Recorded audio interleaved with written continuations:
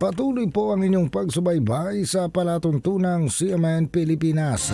Napapakinggan tayo live nationwide via satellite at sa mga himpilan ng radyo ng Catholic Media Network sa iba't ibang lalawigan sa ating bansa. Araw po ngayon ng Miyerkules, ika-24 na araw sa buwan ng Setyembre. Ako po ang inyong lingkod, si Ariel Ayala. Samantala, pag-uulat mula naman sa ating CMN roving reporter sa Mindanao.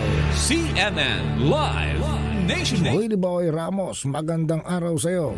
Magandang araw din Ariel, magandang araw Pilipinas, mayong adlaw mga taga Mindanao. Itutuloy ng dating gobernador sa Misamis Oriental na si Peter Sr. Pedro Onabia ang hindi nito natapos na 2-kilometer zip line mula sa bayan ng Talizayan patawid sa Sipaca Island, Misamis Oriental. Sa kanyang pahayag, wala di umanong problema. Tatapusin anya ang proyekto na nagkahalaga ng 50 milyong piso. Hindi natapos sa kanyang panunungkulan. Tatapusin ko, ako ang mag-operate. Anong problema? Pahayag pa ng dating gobernador. Samantala, iginiit naman ni Talisayan Town Mayor Misamis Oriental na si Siriaco Talinis na walang formal na turnover ang dating gobernador ng Misamis Oriental hinggil sa hindi nito natapos na proyektong zip line na kinontrata ng G.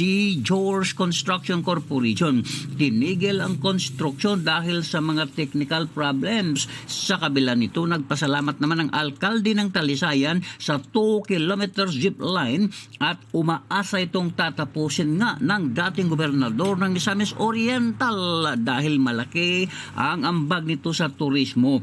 Ang Sipaca Island ang siyang malimit na dinarayo ng mga turista lalo na sa panahon ng Semana Santa. While Ramos, CMN Robeng reporter ng Mindanao Radio Kalikasan ng City Base nagulat ng live para sa CMN Pilipinas.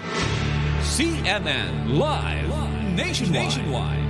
Maraming salamat, Willie Boy Ramos, ang ating CMN roving reporter sa Mindanao.